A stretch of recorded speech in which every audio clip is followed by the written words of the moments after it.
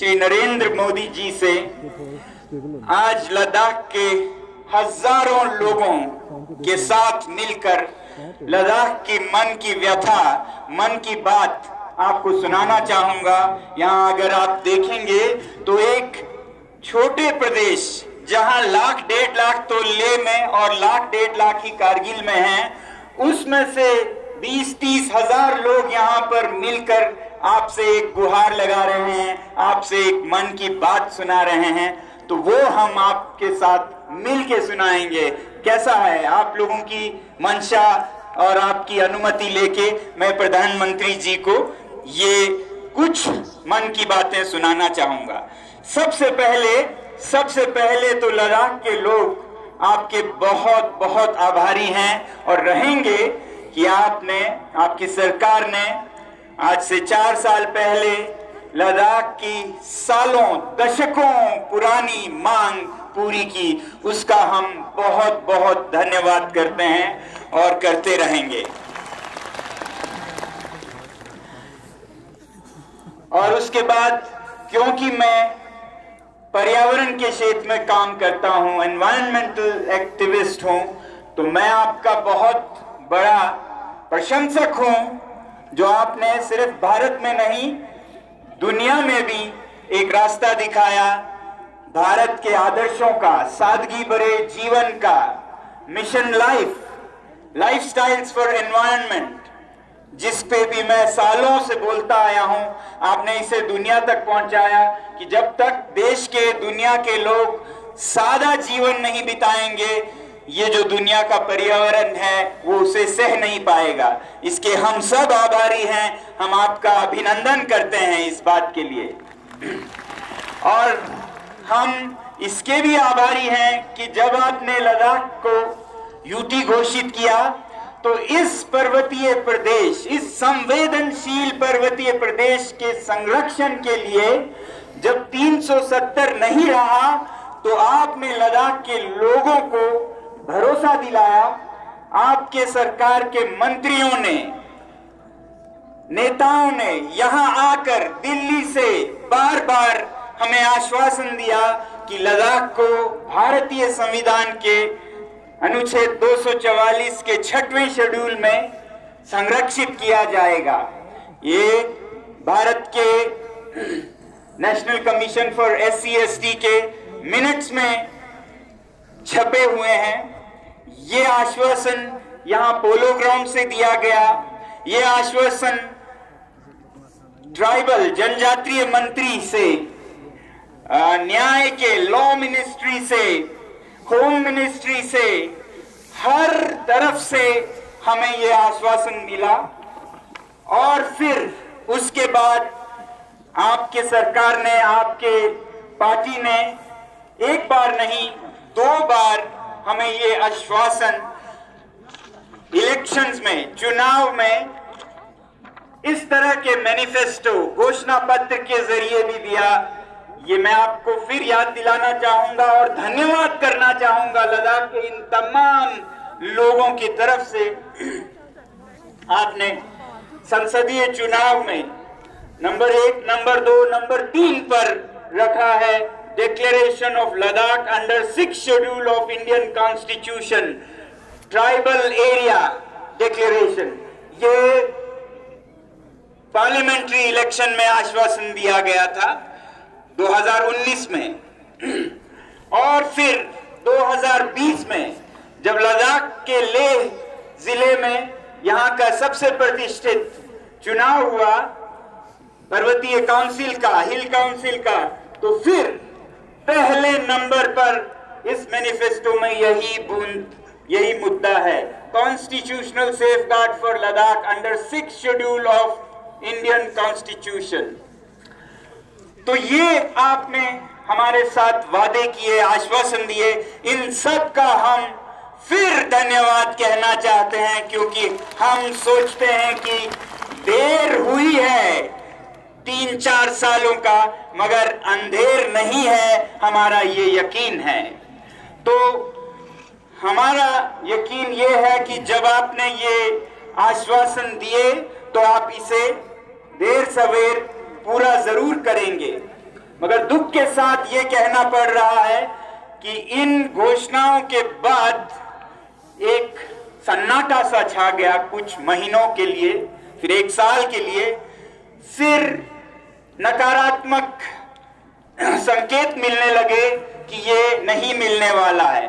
फिर यहाँ ले में तो जो 6 शेड्यूल शब्द को उच्चारण करे उन पर ज्यादतियां होने लगी, बच्चों को पकड़ा जाने लगा।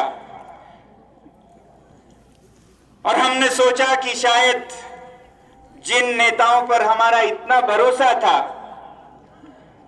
वो नहीं रहा। फिलहाल के महीनों में हमें यह पता चला कि ऐसा भी नहीं है। केंद्र सरकार में केंद्र के नेता, मंत्री, गृह मंत्री सब लद्दाख के हितैषी हैं, भला चाहते हैं, देना चाहते हैं।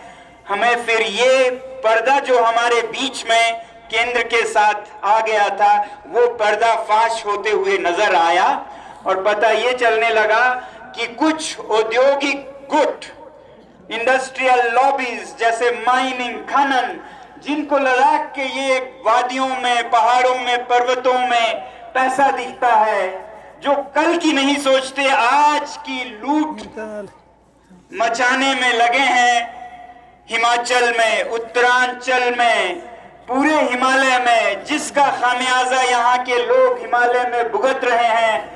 आप देख रहे हैं हिमाचल प्रदेश में क्या हो रहा है। ये अंधाधुंध विकास के नाम पर जो उद्योग का तांता लगा हुआ है, यही आप उत्तराखंड में देख रहे हैं। अब लद्दाख के दरवाजे पे दस्तक देने जैसे ही यूटी घोषणा हुई तो ऐसे घरानों ने, ऐसे गुटों ने, लॉबीज ने यहाँ अपना सर्वेक्षण करना शुरू किया और हमारे जो नेता हमारी आवाज को ले जाने के लिए चुने गए थे लद्दाख से, वो हमसे ज्यादा उनके असर में आए और उनके साथ मिलकर वो लद्दाख को बेचने लगे, खरीद फरोख्त करने लगे। और वो आप तक ये संदेश देने लगे कि ये संरक्षण यहाँ किसी को नहीं चाहिए। ये संरक्षण, ये 6 शेड्यूल, ये 2-4 लोगों की, कुछ पॉलिटिकल पार्टीज, कुछ ऑपोजिशन की मांग है, इस पे आप ध्यान नहीं दीजिएगा, ये रखिएगा।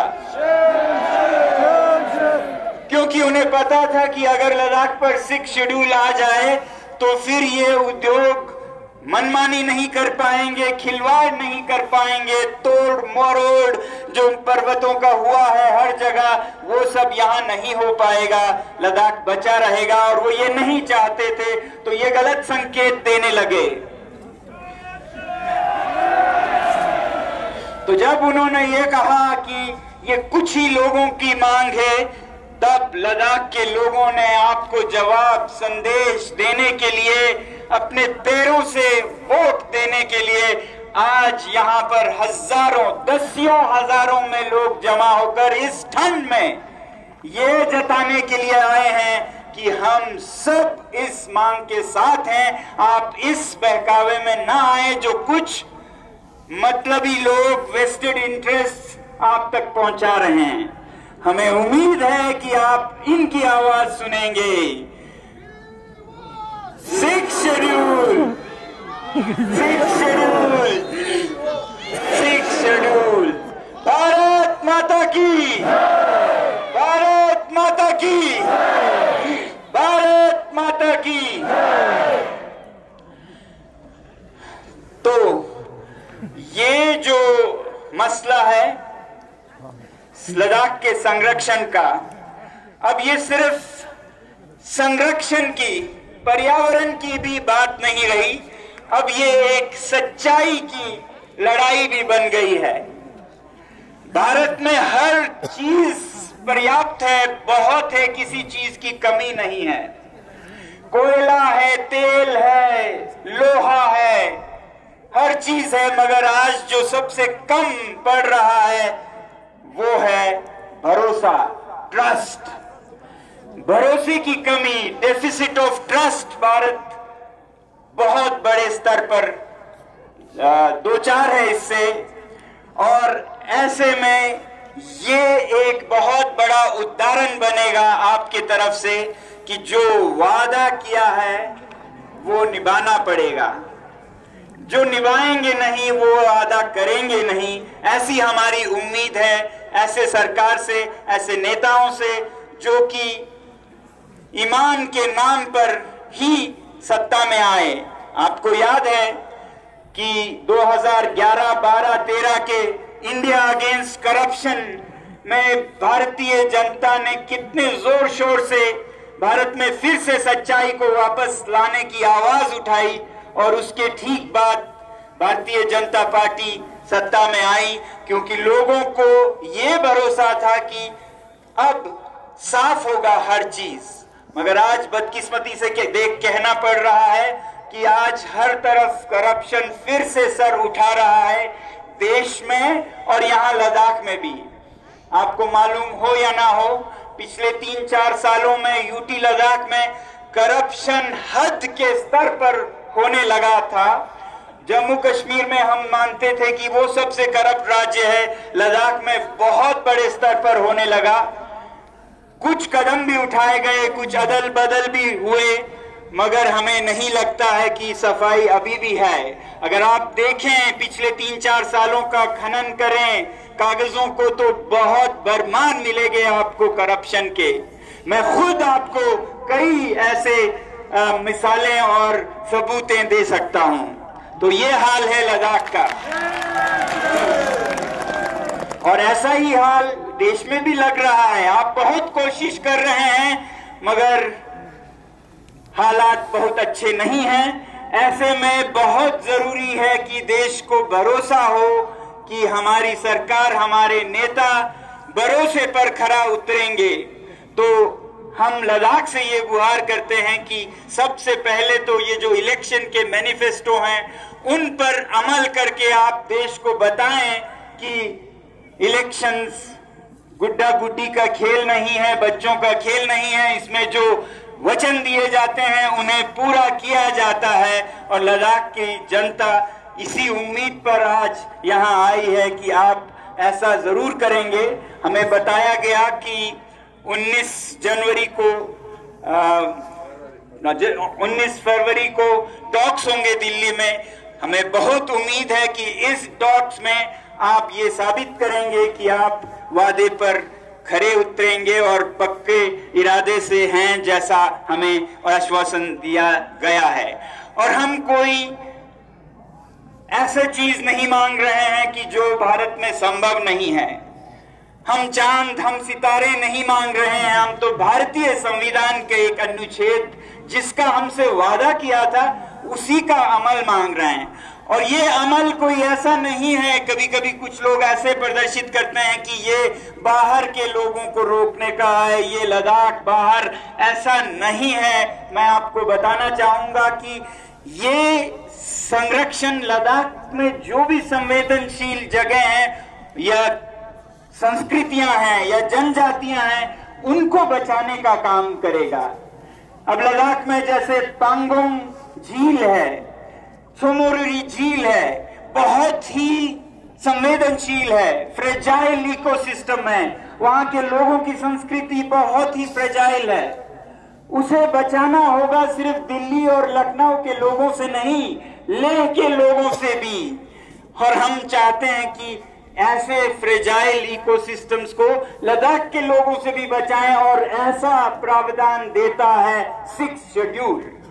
तो 6 शेड्यूल किसी बाहर अंदर की बात नहीं है। हमारे यहाँ एक वादी है आर्यन वैली, जहाँ पर आर्यन समुदाय के ब्रोकपा लोग रहते हैं। उन्हें बचाने की जरूरत है मुझसे भी। कोई वहां जाके ऐसे खिलवाड़ नहीं करे कि उनकी संस्कृति बिखर जाए। तो 6 शेड्यूल उन्हें हमसे भी बचाता है। और जरूरी नहीं है कि हर चीज में अंदर बाहर करें। हो सकता है ऐसे स्ट्रेचेस हों जहां पर हर कोई देश से बल्कि दुनिया से आके भी उद्योग लगाए, ऐसे डिमार्केटेड एरियाज में। मगर जो संवेदनशील पहाड़ हैं उन्हें बचाया जाए। तो ये कोई इस जाति उस जाति, बाहर के अंदर के, इनकी बात नहीं है। ये एक इकोसिस्टम को, एक संवेदनशील संस्कृति को बचाने की बात है। तो हम आपसे यही उम्मीद करेंगे आखिर में कि इन सब बातों को ध्यान में रखते हुए, जो कि ध्यान में पहले से ही रखा गया था, इसीलिए ये वादे हुए थे लद्दाख के लोगों के साथ, आप जल्द ही जल्द न सिर्फ लद्दाख को बल्कि पूरे भारत को ये फिर एक भरोसा, एक आश्वासन, एक उम्मीद जगाएंगे कि देश में अभी भी वचन, सच्चाई जिंदा है और उस सच्चाई को बचाए रखने के लिए अगर हमारी जान जाए तो बहुत कम होगी। मुझे दुख ये है कि एक ही जान है, कितने बार दें।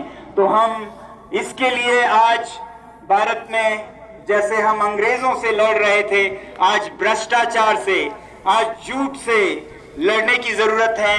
और इसमें अगर हम भगत सिंह बनते हैं, सुखदेव बनते हैं, तो हमारी ये सबसे बड़ी खुश नसीबी होगी, खुशकिस्मती होगी।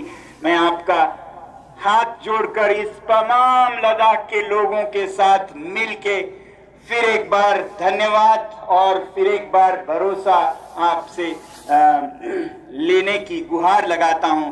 बहुत बहुत धन्यवाद। भारत माता की, भारत माता की।